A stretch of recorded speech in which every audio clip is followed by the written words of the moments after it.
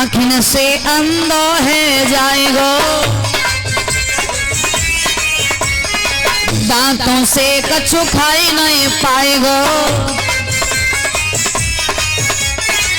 आँखिन से अंधो है जाएगो, दांतन से कछु खाई नहीं पाएगा। तो कछु न होगा फिर काम, एक काम बूढ़ा तो बेरी आवेगो।